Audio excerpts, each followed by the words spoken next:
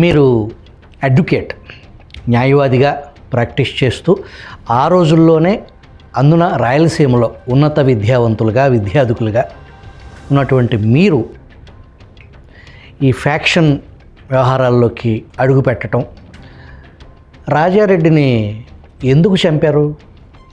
ఇక్కడ రాజశేఖర రెడ్డి, రాజారెడ్డి, వివేకానంద రెడ్డి ప్రతి ఎలక్షన్లకు అక్కడ డెమోక్రసీ అనేది ఎక్కడ కనిపించదు.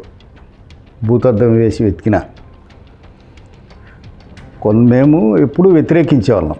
వాళ్ళ రిగ్గింగ్ను, వాళ్ళు చేయించే కిరాయి హత్యలు, వాళ్ళ దుర్మార్గాలు, ప్రజలకు ఊర్ల మీద పడి దండయాత్రలుగా పోయి ప్రజలను అణిచివేయడము.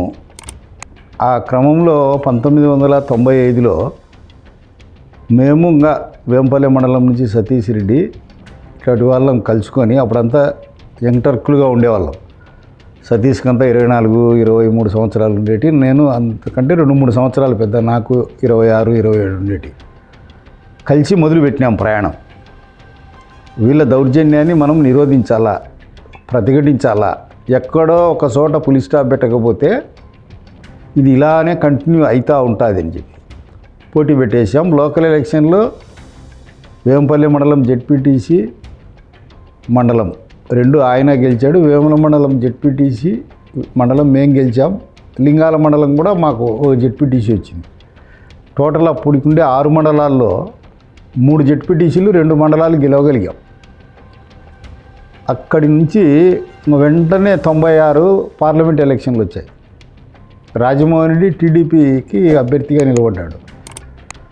మొట్టమొదటిసారిగా పులివెందుల నియోజకవర్గంలో అప్పటి నుంచి ఎక్కడ చూసినా తెలుగుదేశం జెండాలు ఉండేది కొద్దిమందిమైనా వీరోచితంగా పోరాడేవాళ్ళం, ప్రాణాలకు తెగించి.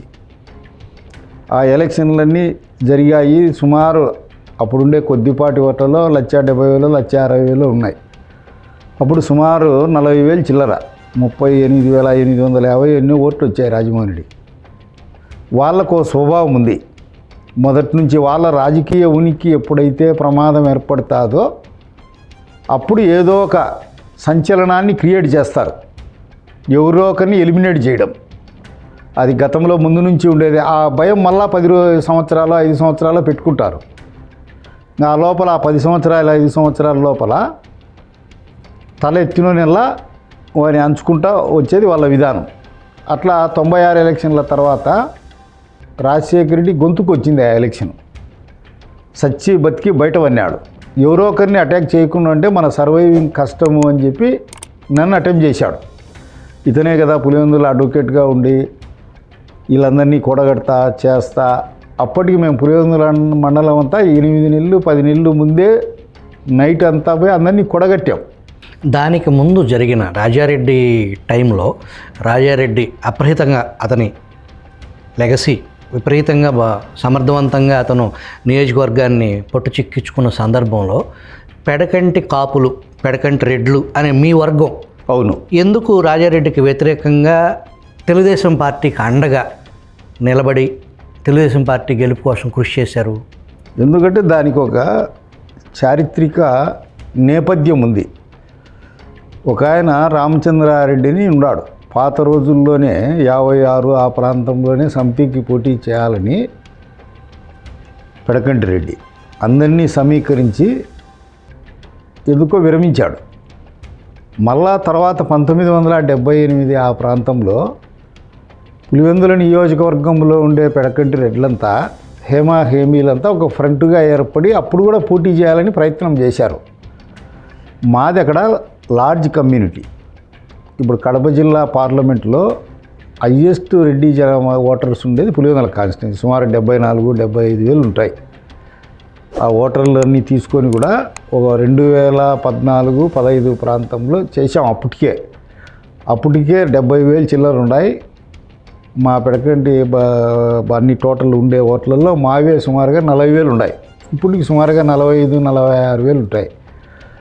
ఇప్పుడు 7 మండలాల్లో ఉండారు విస్తరించి. మాకు బ్రిటిష్ కాలం నుంచి అప్పటి నుంచి స్వాతంత్రానికి పూర్వం కానీ తర్వాత కానీ మాకు ఏ పొలిటికల్ పార్టీ కూడా అవకాశం ఇలే. ప్రతి పొలిటికల్ పార్టీ కూడా మమ్మల్ని వాడుకుంటుంది, పల్లకీలు మోసే బొయ్యిలుగా వాడుకుంటుంది. అది మాకు తీరని ఆవేదన ఉంది పులివెందుల నియోజకవర్గంలో. పెడకంటి రెడ్లు వేరు, రాజారెడ్డి వర్గం వేరా? వాళ్ళు వేరు. చిన్న కొడిదే వాళ్ళు కన్వర్టెడ్ క్రిస్టియన్స్ వాళ్ళు ఒక 10,000 ఉంటారు. ఈ రాజమోహన్ రెడ్డి వాళ్ళు, మొటాట రెడ్డి వాళ్ళు ఒక 10,000 ఉంటారు. పెద్ద కొడిదే వాళ్ళు ఒక 2,000 ఉంటారు. రాయలం కాపులు వాళ్ళు ఒక 3,000 ఉంటారు. పాకనాటి రెడ్లు వాళ్ళు ఒక 5,000 ఉంటారు. అది చక్రాయపేట మండలం కలిసినాక. మాకు అన్యాయం జరగడము రాజశేఖర రెడ్డి హయాంలో కానీ ఇప్పుడు కానీ ఎప్పుడు కూడా పదే అన్యాయం జరగడము, మా వాళ్ళు చాలా వెనకబడి ఉన్నారు, వీళ్ళను చైతన్యవంతులు చేయాలనేది మా వాళ్ళకి ఎప్పుడు ఒకటి బోధించేవాని. ఎప్పుడు కోళ్ళను, మేకలను, గొర్రెలని బలిచ్చేది, సింహాలను, పుల్లులను బలివరు. మీరు ఒక యుద్ధవీరులుగా తయారు కాండి, వీరోచితమైన వృత్తుల్లో ప్రవేశించండి, మిలిటరీలో చేరండి, పోలీసులో చేరండి, మీకు ఆ పిరికితనం పోతుంది, ఐక్యంగా ఉండండి అని. అది జలసీగా ఫీల్ అయినారు.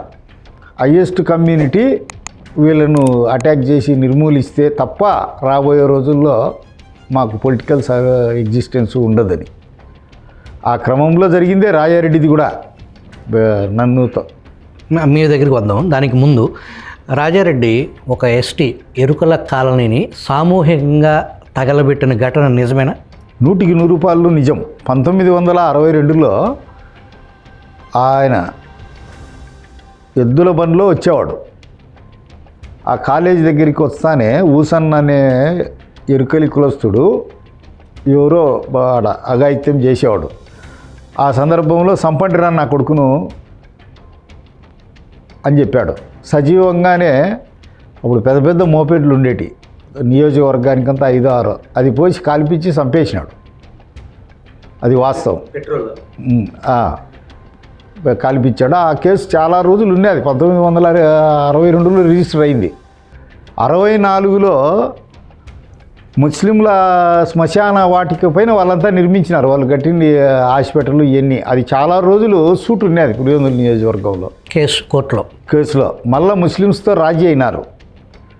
చాలా ఏండ్లు రాజశేఖర రెడ్డి మంత్రి, అజయ్ గవర్నమెంట్లో మంత్రిగా ఉండేంత వరకు రౌడీ షీట్ ఉండేది రాజారెడ్డి పైన. మళ్ళా నన్ను అటెంప్ట్ చేసినప్పుడు మళ్ళీ రౌడీ షీట్ ఓపెన్ చేసినారు. వాళ్ళ నేపథ్యం అంతా కత్తులతోనే. మీరు ఏదైతే తెలుగుదేశానికి మద్దతు లోకల్ బాడీ ఎలక్షన్స్లో మీ పెడకంటి రెడ్లు మొత్తాన్ని కూడగట్టుకుని మీరు తెలుగుదేశం పార్టీకి సపోర్ట్ చేయటానికి కేవలం అదే కారణంతో మీ మీద 33 కత్తిపోట్లు అవును పడ్డాయి. 26 దాంట్లో రాయారెడ్డి ఫస్ట్ అక్యూజ్డ్. రాజశేఖర రెడ్డి పైన, వివేకానంద రెడ్డి పైన నేను డైయింగ్ డిక్లరేషన్ కూడా ఇచ్చాను. మరణ వాంగ్మూలం కూడా ఇచ్చాను 96 ఆగస్టు 1. ఏం జరిగింది? ఎట్లా మీ మీద ఎలా అటాక్ చేశారు? చెప్పారు, చాలా ప్రయత్నం చేశారు సరెండర్ చేసుకోవాలని. సమీప బంధువులను, వాళ్ళకు కావాల్సిన వాళ్ళను, మాకు కావాల్సిన వాళ్ళను మిమ్మల్ని లొంగిపోమ్మనంటే మీరు మిమ్మల్ని రాజీ ఇక తలెగరేయొద్దు అనేలాగా తలెగరేయద్దు అని మంచిగా చెప్పి చూశారు. వాళ్ళతో ప్రమాదం అని చెప్పి చూచారు. లేదు, వాళ్ళకు వాళ్ళ అన్యాయానికి, వాళ్ళ అక్రమానికి వ్యతిరేకంగా నేను నిలబడదలుచుకున్నా. మేమేం చట్టబద్ధంగా పోతున్నాం, డెమోక్రటిక్గా పోతున్నాం. మేము ఎక్కడ రిగ్గింగులు చేయడంలే, ఎవరిని చంపడంలే. మేమెందుకు లొంగిపోవాలని చెప్పాము. అవన్నీ విఫలమైన తర్వాతనే అటెంప్ట్ చేశారు. అప్పుడు చాలా కష్టంతో నేనంతా చనిపోతా అనుకున్నారు. ఇదంతా నాకు తెలుగుదేశం పార్టీని సపోర్ట్ చేసిన దానికే వచ్చింది. ఆ రోజు వాళ్ళతో సర్దుబాటు అయ్యి ఉండింటే కనుక ఈ స్టేట్ పాలిటిక్స్లో 5వ వార్డుగానో 6వ వార్డుగానో ఉండేవాని, ఎంతో ఫ్లెక్సిబుల్గా ఉండేవాని. అయినా సిద్ధాంతం కోసం నిలబడినాము. ఇంకా రాబోయే రోజుల్లో కూడా తెలుగుదేశానికే నిలబడతాం, వాళ్ళకి అగ్నిస్ట్గా నిలబడతాం. మీ మీద జరిగిన దాడికి ప్రతీకారంగా మీ కుటుంబం చేతిలో రాజారెడ్డి దారుణ హత్యకు గురయ్యాడా? అంటే ప్రతీకారం అనే దానికంటే నా పైన అటెంప్ట్ చేసిన తర్వాత పదే నన్ను ఎలిమినేట్ చేయాలని అనేకమైనటువంటి ప్రయత్నాలు జరిగాయి. ఎవరికి పోయి మొరపెట్టుకున్నా అని వినే పరిస్థితిలో కూడా లేరు, వాళ్ళకు భయపడి. ఇంకా విధి లేని పరిస్థితుల్లో మా ప్రాణాలు మేము కాపాడుకునే దానికోసం భారత రాజ్యాంగం చెప్పింది కదా 94 ఏదో తన్ను తాను కాపాడుకునేటప్పుడు అని. ఆ క్రమంలో జరిగిందే, ఓన్లీ అది యాక్సిడెంట్ లేదు, దానికేం పెద్ద ప్రణాళిక లేదు. దానివల్ల మేము కోల్పోయింది ఎక్కువ. మా బ్రదర్ పోయాడు, చంపేశారు అదే రోజు. తర్వాత జరిగిన రాజారెడ్డి మరణం తర్వాత ఏం జరిగింది పులివెందుల్లో? మా బ్రదర్ను చంపేశారు అదే రోజా? అదే రోజే. మా వేముల్లో మా ఇల్లు, మా పెదనాయన ఇల్లు, మా చిన్నాయన ఇల్లు, మా సహచరుల ఇళ్ళన్నీ కాల్చి భస్మీపటలం చేశారు. పులివెందుల్లో ప్రతి తెలుగుదేశం పార్టీ కార్యకర్తది కాల్చేశారు. తెలుగుదేశం పార్టీ లీడర్లు ఎక్స్-ఎంపీ డిఎన్డి డాక్టర్ డిఎన్డి గారిది, వాళ్ళ తమ్ముడు రంగారెడ్డి, ఇంకొక తమ్ముడు రామకృష్ణారెడ్డి, ఇంకొక మేనల్లుడు ఇంకొక ఆయన రామకృష్ణారెడ్డి, నాగవర్ధన్ రెడ్డి, ఇలాంటి తెలుగుదేశం పార్టీ లీడర్స్ కార్యకర్తలై, వందలాది కార్యకర్తలై భస్మీపటలం చేశారు. నిలువ నీడ లేకుండా చేశారు.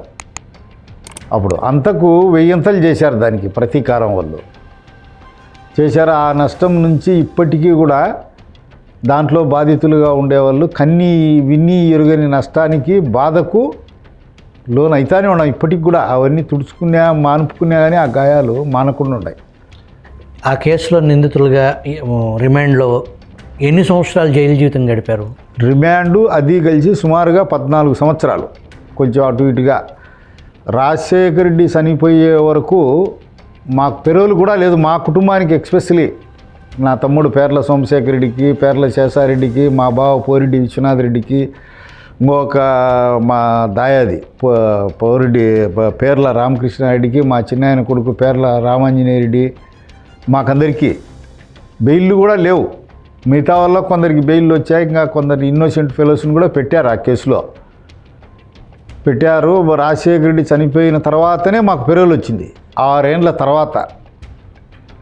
చెట్ల కింద ఉన్నాం మేము, దేవలంలో ఉన్నాం ఎన్నో ఏళ్ళు. ఏ ఒక్కరి నుంచి కూడా ఎలాంటి సహాయ సహకారాలు లభించింది లేదు. మాకు ఏదైనా హెల్ప్ చేస్తే రాజశేఖర రెడ్డి వల్ల వాళ్ళకు ఇబ్బంది ప్రమాదం వస్తుందని ఈవెన్ మా పార్టీ కూడా, తెలుగుదేశం కూడా అదే విధంగా అంచివేసింది మమ్మల్ని. అప్పటికి ఇప్పటికి కూడా మేము మా సొంతానికి మళ్ళీ రాజారెడ్డి ఇన్సిడెంట్ జరిగిన తర్వాత ఈ స్టేట్లో మా వల్ల ఒక్క ఇన్సిడెంట్ ఎక్కడే కానీ జరిగినట్టు ఎక్కడా లేదు. ఈ 25 సంవత్సరాల చరిత్రలో మా పైన ఇప్పటికీ ఒక రౌడీ షీట్ కానీ, ఒక బైండ్ ఓవర్ కేసు కానీ, ఒక క్రిమినల్ కేసు కానీ మా వల్ల ఎక్కడా లేదు. ఎలాంటి అవాంఛనీయమైన సంఘటనలు లేవు, హింసాత్మక సంఘటనలు లేవు. మేము చేసినట్టు చట్టవిరుద్ధమైన పనులు చేసినట్టు కూడా ఏ రికార్డ్స్లో లేదు. మొదటి దాడి రాజారెడ్డి బతికుండంగా మొదటి దాడి మీ మీద జరిగింది. తర్వాత రాజారెడ్డి హత్యగా ఉంచబడ్డాడు. మీ మీద సూట్ కేసు బాంబు ప్రయోగం ఏంటి? Suit case bomb Jaganmohan Reddy నన్ను హతమార్చేటందుకు మధ్యలో చెరువు సూరి ఈయనకు సపోర్ట్ చేసేట్టుగా, పరిటాల రవిని చంపేదానికి